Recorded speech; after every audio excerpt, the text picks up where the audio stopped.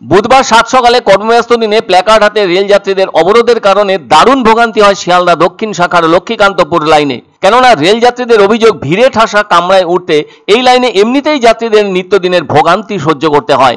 তার উপর আবার নতুন করে প্যাসেঞ্জার ট্রেনে মহিলা কামরা বাড়ানোর ফলে সাধারণ যাত্রী, বিশেষ করে পুরুষ যাত্রীদের সমস্যা বেড়েছে। আর তাই এই সিদ্ধান্ত বদলের দাবিতে এদিন সকাল 7:30টার পর থেকে রেল অবরোধ শুরু হয়। আর এর ফলে আপ এবং ডাউন লাইনে ট্রেন চলাচল বন্ধ হয়ে পড়ে।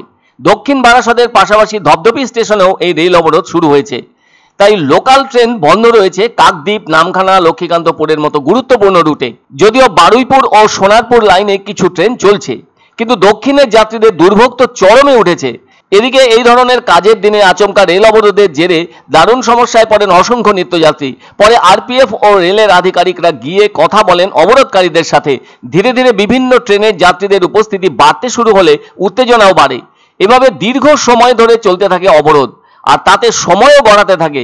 কেউই ঠিক বুঝে উঠতে পারছেন না এই অবরোধের অবস্থা শেষ পর্যন্ত কোথায় গিয়ে দাঁড়াবে। অবরোধকারীদের অভিযোগ, 12 বগির ট্রেনে আগে যেখানে 2টি মহিলা কামরা থাকতো, সে জায়গায় এখন 4টি মহিলা কামরা করা হয়েছে। আর তার সঙ্গেই রয়েছে 2টি ভেন্ডার কামরা। ফলে মোট 6টি কামরা থাকছে সাধারণ পুরুষ যাত্রীদের জন্য। এখন নিত্যযাত্রীদের প্রশ্ন, ওই 6টি কামরায় কিভাবে লক্ষ লক্ষ যাত্রী যাতায়াত করবেন? কর্মস্থলে পৌঁছানো এবং সেই সাথে ট্রেন ধরার সময়সূচি সবটাই তো ভেস্তে গিয়েছে।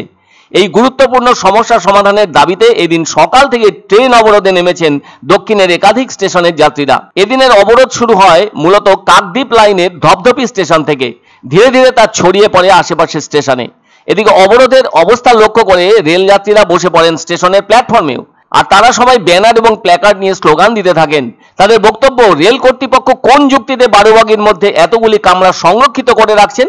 নারী নিরাপত্তার প্রয়োজন তো অবশ্যই আছে, কিন্তু তার জন্য সাধারণ যাত্রীদের ওপর অতিরিক্ত চাপ সৃষ্টি হলে সমস্যা তো বাড়বে, বই কমবে না। অন্যদিকে রেল কর্তৃপক্ষ জানিয়েছেন মহিলা যাত্রীদের সংখ্যা বেড়েছে, সেই কারণেই তাদের জন্য বাড়তি কামরার ব্যবস্থা করা হয়েছে। তবে পুরুষ যাত্রীদের দাবি বিবেচনা করে ভবিষ্যতে সমাধান খোঁজা হবে বলে জানানো হয়েছে। আপাতত পরিস্থিতি নিয়ন্ত্রণে আনতে পুলিশ ও আরপিএফ মোতায়েন করা হয়েছে। এদিকে যাত্রীরা জানান, দীর্ঘদিন ধরেই এই সমস্যা চলছিল, তবে রেল কর্তৃপক্ষ তা কানে না তোলায় বাধ্য হয়েই তারা আন্দোলনের পথে নেমেছেন। যাত্রীরা পরিষ্কারভাবে জানিয়ে দিয়েছেন, ট্রেন চলাচল পুরোপুরি স্বাভাবিক না হওয়া পর্যন্ত এই অবরোধ চলবে। এই ঘটনার জেরে গোটা দক্ষিণ 24 পরগনার বহু অফিস, আদালত, বাজার ও স্কুলে উপস্থিতির সংখ্যা কমেছে। বহু মানুষ কাজ বা জরুরি প্রয়োজনে শহরে আসতেও পারেননি। নিত্যযাত্রীদের দাবি, দ্রুত আলোচনার মাধ্যমে সমস্যার সমাধান না হলে আগামী দিনে বৃহত্তর আন্দোলনে নামতে বাধ্য হবেন তারা। এভাবে সকাল 7:30টা থেকে টানা 1.5 ঘন্টা অবরোধ চলার পর অবরোধ তুলে নেওয়া হয়। এরপর রেল চলাচল স্বাভাবিক হয়। লেডিস করা হয়েছে, তাহলে এতগুলো যে লোক, এতগুলো পাবলিক, এতগুলো পুরুষ প্যাসেঞ্জার, তারা যাবে কোথায়? তাদের জন্য আজকের আমাদের এই আন্দোলন। যেটা জেনারেল ক্ষোভ ছিল, জেনারেল ক্ষোভ থেকে লেডিস স্ট্যাম্প বাতিল করতে হবে। পুরুষদের প্রতি অন্যায় করা হচ্ছে কেন? এই জবাব কে দেবে? আমরা জবাব চাইছি। এক অন্য অনুভূতির স্পর্শ পাওয়া যায় রয়কো ব্র্যান্ডের গেঞ্জি ও জাঙ্গিয়ায়। তাই ছোট বড় সবার পছন্দ রয়কো গেঞ্জি ও জাঙ্গিয়া।